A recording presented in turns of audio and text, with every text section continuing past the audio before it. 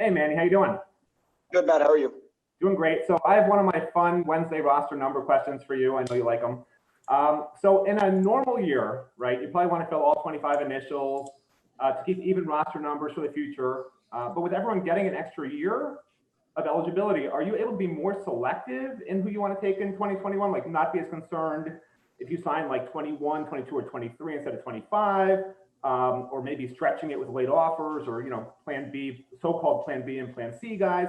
Like, is there a little more leeway, in other words, for you not to take a full class given the current scenario? No, I don't think so, because I don't think you can, as you're going through recruiting, I don't think you can anticipate who will be back and not back with the rule that you can come back. So, you've got a signing day that will, by all accounts take place before the season ends. So, I think you got to sign, you never sign a class to replace the departing class anyway. It's usually not the way it should work. So, no, I think you recruit, you just go full speed ahead. And then, like I said, if the initial rule changes in the springtime, then you address that, when the time comes. Coach, we've got David Lake from Inside the U. David, go ahead. Yeah, Coach, wanted to ask just the housekeeping questions about DeBrevin Jordan. I guess, has he been practicing this week? Is there anything you can share in terms of expectations for him this week? And then also wanted to ask about Navon Donaldson. He was seen, on the broadcast on the sideline. Is that an indication that he's getting closer to coming back? I guess just where is he at with his comeback? Yeah, Navon is getting closer to coming back. He's up. We're able to up the drills that he's been in. I don't have a definitive time to say it's this Saturday or next Saturday, but we're getting to that point, which is good. And then with Brevin, there's, I don't want to get into the individuals, because if we talk about Brevin, we'd have to talk about everybody that's on the not available list. But there is a hope that he could be back, and that's the truth. But that's really all I can say at this point. Coach, we've got Gary Furman from Canesport. Gary. Hey, Manny, how are you? Hey, now that you're getting kind of deep into the season and deep into recruiting, have you, Rhett and De'Eric, sat down yet to talk about the future? Any prospects of whether there's a chance that he might come back for another year next year, or whether he's definitely planning on departing after this year so that you can do your planning at the quarterback position? Well, like I said, I think our planning at any position is independent of the decisions that the players make, because you may not know those decisions until January 15th.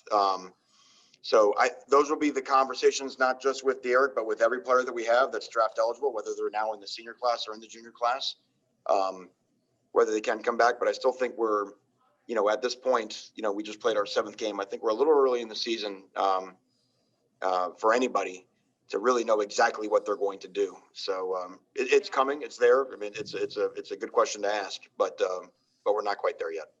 That said, what is your current plan at quarterback? Are you still looking at high school quarterbacks? Are you thinking you might go back into the transfer portal if De'Eric does leave? Is Tyler Van Dyke ready to compete with Nkosi for a starting job? And just where are you at the quarterback position in general looking forward?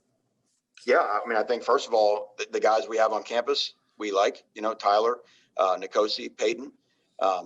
So we'd feel comfortable with those guys competing for the spot. We are certainly looking to still sign a high school quarterback. And then as we talk about every year, we're going to explore a way to improve our football team if it's needed in the transfer market, and so it's so wide open right now, Barry. But the most certain thing I can tell you to all the questions you asked is we are certainly recruiting a high school quarterback, and we certainly like the guys that we have in our quarterback room beyond De'Eric. Coach, this is the last hand we've got up. It's David Wilson from the Miami Herald. David, go ahead for Coach Diaz. Hey, Manny. It looked like at least in the second half on Friday, you guys had Amari in a little bit at linebacker, or at least kind of like 3 safeties on the field. Obviously, you like all 3 of those guys. I'm just curious, is that something that you guys had kind of been trying to work in? And as far as I know, it's the first time we had kind of seen it. And what do you kind of like about that look? No, we've done that before this year. That's just in our dime package, where we can get our 3 safeties on the field because of depth issues and keeping guys in the game. It's been hard to see at times. But, that's true. But that's been something. I think we did that against UAB. So I think that's been all year. I lied, Coach. One more for you. Susan Miller-Degnan from the Herald. Susan, go ahead. Manny, can you learn anything or do anything that makes it easier to win on the road? I mean, other than the usual practice and stuff, meaning, are there any patterns or anything you can get from winning on the road to help in the future? Well, I think the way that you help winning on the road is by winning on the road.